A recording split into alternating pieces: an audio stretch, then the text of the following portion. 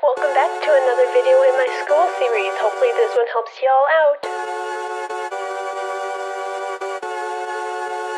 Hello everybody and welcome back to my channel. If you don't know me, my name's Catterly, and if you're one of my friends, hello, thank you for clicking on the video, and thanks for watching. So today I will be reviewing my new MACBOOK Pro and how I think it's going to be for university.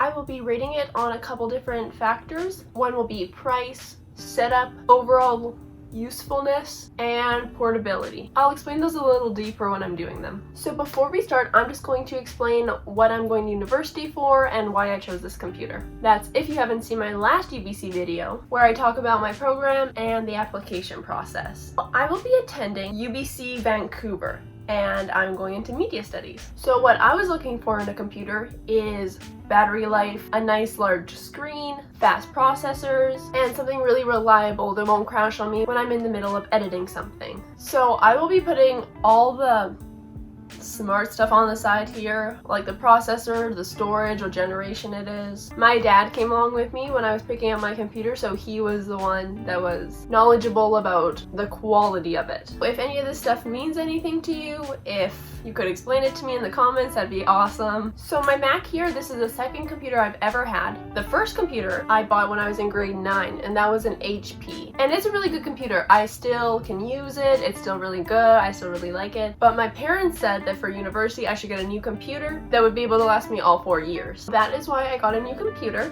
The transition from HP to Apple was really weird for me. Like, in a way it was easy, but it was really different than what I was used to. All the controls are different. For example, if I wanted to open a new window on my HP, I would click Control N. But on a Mac, you would have to click Command N. And I know that's not a super big deal, it's not like a deal breaker or anything, but it was something that I had to get used to. Another really different thing was the mouse sensitivity, and that's probably one of the first things you're going to notice if you purchase a Mac after an HP. The Mac, you really have to like swipe your finger across it to let it work, or it'll take a couple swipes, while with HP, you could just go from one end of the screen to the other with one swipe.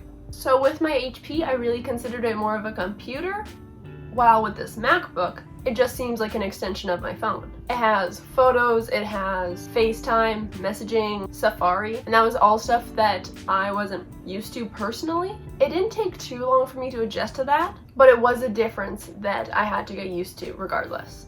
On a more positive note, there are a lot of really cool things about the MacBook that I do like.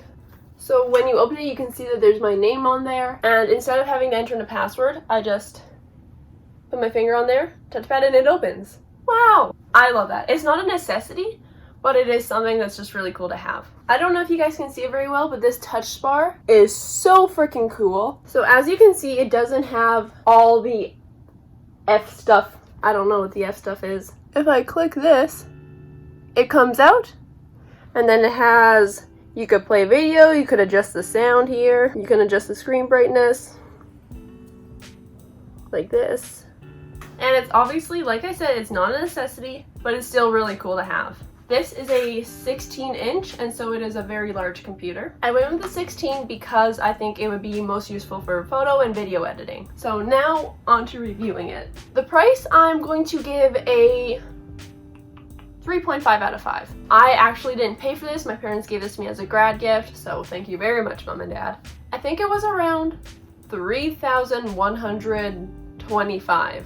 That number's sticking out to me and I don't know why. It's gonna be around that. We got it at Costco instead of an Apple store or Apple reseller, so it did come a little cheaper. We also got Apple Care with it, so that was an additional cost onto it. So yeah, for price 3.5, there are many cheaper computers. Obviously, it's Apple, it's not going to be cheap, but it's going to be good quality in the long run, and it's going to be a good investment. As for setup, I'm going to give it a 4 out of 5.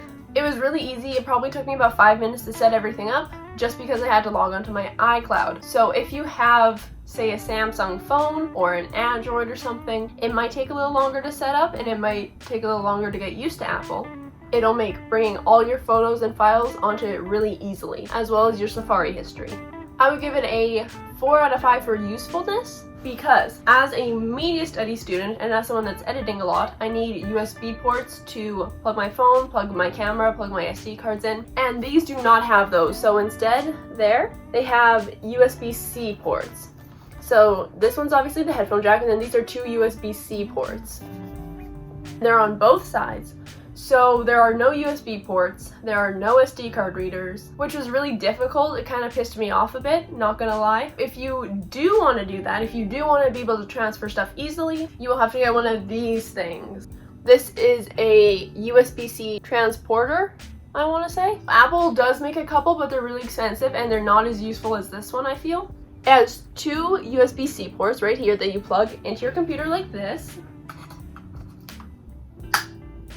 It has an HDMI cable on one side, and on this side it has two USB-C ports, two USB ports, an SD card reader, and a micro SD card reader. So although this is expensive, I think it is really useful. It gives me everything I need in one, and I think you should invest in this. If you're gonna get an Apple computer, please invest in this. You can also get them on Amazon for like 25 bucks, but since I didn't want to wait, I wanted to have it now, I went to Best Buy and got this for $110, so that's also why the price score is so low. So I base portability off of battery life and weight. This does actually weigh more than what I wanted, but it's also a 16-inch, so the bigger the computer, the more it's gonna weigh. The battery life is good. I can probably go 6 or 7 hours without having to plug it in, and that's straight just video editing, video watching, browsing, so that'll be good when I'm in university and I'm out all day, I'm not at my dorm, I can't haul my charger everywhere. I would give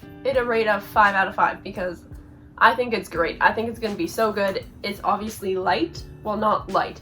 It's thin. The MacBook Pro 16-inch, I would give it an overall rating of 4.25 out of 5. I think if they wanted to make it better, the biggest thing they could do is lower the price. I would personally like it if there was a different setup, if they had a better way to access your files, your downloads, all that stuff. But that's just how Apple works. That's their system and they're gonna stick to it. That was all for my MacBook Pro review. I hope this was helpful. If you are looking at getting a MacBook, you're looking for computers for university, check out my last UBC video and you'll learn more about the application process. If you want more university videos, you're gonna get them regardless, but also comment below if you have any suggestions. That's all for today's video. I hope you guys have a wonderful day and thank you for watching. Bye!